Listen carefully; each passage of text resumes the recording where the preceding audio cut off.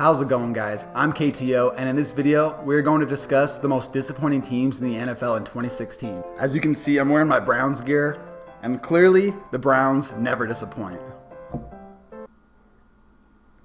I just spilled all over myself. But before I get started, I would like to say thank you for helping me reach 2,500 subs. So many of you have been so supportive throughout all this, and it has truly helped motivate me, which I truly appreciate. I'll be trying to get out videos every 4 or 5 days moving forward. Anyway, onto the video. Every season, we see teams come out of nowhere and light up the league, like the Cowboys and the Raiders.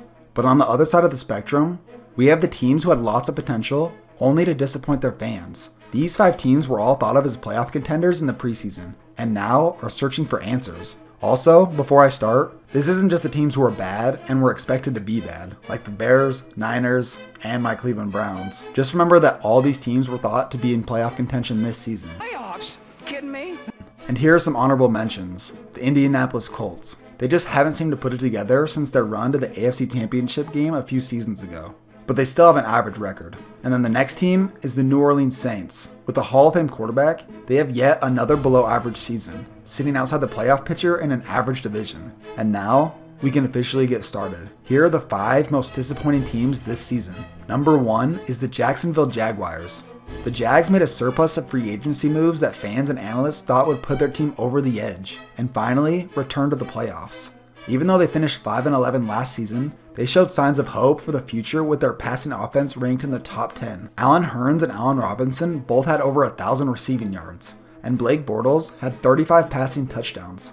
What seemed to hold this team back was their defense, which they completely revamped. They brought in Malik Jackson, who was a key ingredient to the successful Denver Broncos defense that won a Super Bowl. They offered him a massive contract worth $90 million over 6 seasons. They also brought in former Pro Bowl safety Tashawn Gibson from Cleveland, and drafted Jalen Ramsey, the highest rated defensive back in the 2016 NFL Draft. Now destined to be a more complete team, the Jags entered the season with high hopes. Then after a few games, including one embarrassing loss to the Chargers, things went completely south for this team, and have been on a losing streak since week 7. Here's what happened. Their defense has actually played pretty well. Jalen Ramsey has been pretty good this season, along with their whole passing defense. They are one of the best defenses in football as far as yards per game, but they are giving up a ton of points per game. But the offense can actually be to blame for quite a bit of that. Their offense has turned the ball over the 3rd most of the entire league, which is horrible. I will always preach this rule. If you have a positive turnover differential, you will win more than you lose, and vice versa. And then other than turnovers, let's look at their offensive numbers. Their passing game has definitely regressed. Both Allen Hurns and Allen Robinson had less than 1,000 receiving yards. And Blake Bortles has dropped off a bit, with nearly the same amount of interceptions as touchdowns. I guess it's time to start building this offense again in the draft this year, which they will actually have a very high pick. Number 2 is the Cincinnati Bengals. Now this team has been a joke in the playoffs for the last few seasons. And finally, last season, they seemed destined for their first win, until Vontaze Burfict and Pac-Man Jones cost them the game. But this team has always been consistently good, with one of the most well-balanced teams in the entire NFL. They went 12-4 last year, and for good reason. They had a great roster, but here's what they lost in the offseason. They lost offensive coordinator and quarterback guru Hugh Jackson, who literally developed Andy Dalton into a star-level quarterback. They also lost 2 wide receivers in Mohamed Sanu and Marvin Jones.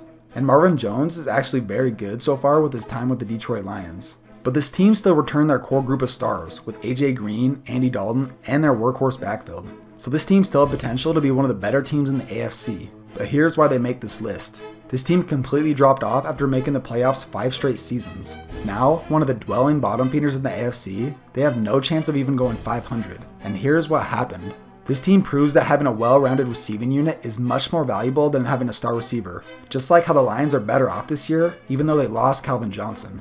Also, don't get me wrong, AJ Green is fantastic and is a superstar receiver, but when he's being double covered or not having a great game, that's when it's crucial to have solid slot receivers and multiple other playmakers. They still have decent weapons, but just not as good as they were last season with guys like Marvin Jones and Mohamed Sanu. Another thing I noticed is they seem to win the easy games this season, but with one of the tougher schedules in the NFL, they always seem to come up just a bit short against quality opponents. They lost most of their games this season by the slimmest of margins. They were a few points away from having at least an average record, but just couldn't finish at the end of games. Also, their defense has actually regressed a bit, and rumors are swirling that players are fed up with Vontaze Burfict, which is never a good thing to hear. This is looking like the end of their playoff run and era. Number 3, the Carolina Panthers. I've already made a video about this team falling off, but I will still summarize. This team returns the reigning MVP and even got back Kelvin Benjamin. This team went 15-1 last year and was the talk of the league.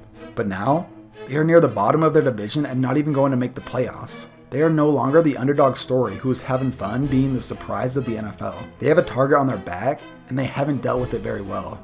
With an injury-riddled offensive line, Cam has taken hits at an alarming rate. And on the other side of the ball, with the loss of Josh Norman, they seem to have lost their identity. Their secondary is orchestrated by a mix of rookies and Coleman who switch positions. With this difference in chemistry, it shows in stats, now being one of the worst passing defenses. And that sucks because they were one of the most tenacious defensive units in football last season. Now they're mediocre. Even returning offensive personnel, they seem to have not played to their potential, and Cam looks far from being his MVP self like he was last season. If you want to know more about the Panthers falling off, check out my video about the Carolina Panthers after this video. Number 4 is the New York Jets.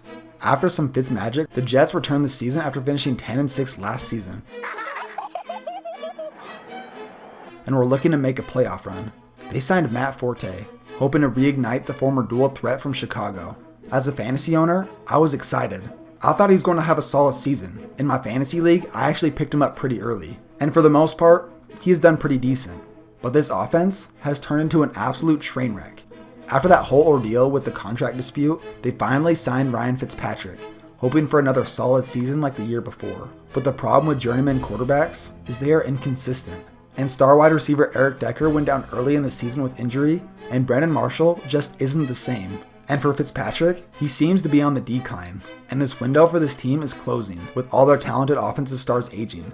In my opinion, they have one of the most underrated coaches in the NFL with Todd Bowles, and I think he'll get this team back on track. But this quarterback situation is one of the worst in the NFL, and their defense isn't as stingy as they were last year. And with the combination of a poor offense and defense, they have been blown out multiple times this season. Remember that game where Fitzpatrick threw 6 interceptions? It looks like it's time to either sign Tony Romo or get a quarterback in the draft.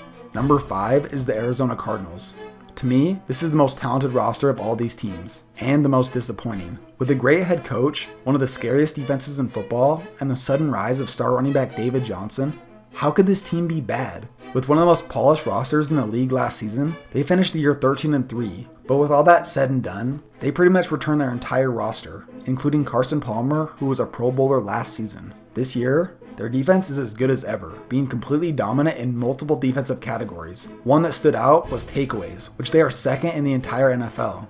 So here's why this team is so disappointing. 2 words: Carson Palmer. He is just not what he used to be, throwing way less touchdowns and more interceptions this season. His QBR has dropped dramatically from 82.2 last year to an ugly 52.2, which is pretty much equivalent to his Oakland days, which are definitely forgettable. With poor performances, including a 4-interception game against the Buffalo Bills, the Cardinals need to find a new answer at quarterback. Carson Palmer has weapons, and the emergence of David Johnson as a breakout talent. Maybe it is age that's caught up with them, but seriously, they are a Super Bowl contending roster, and they are 5-8-1? After going 13-3 last season? That is rough. So overall, it's been a rough season for all these teams. Some will be better off than others next season. Hopefully, if you're a fan of one of these teams, your team will bounce back.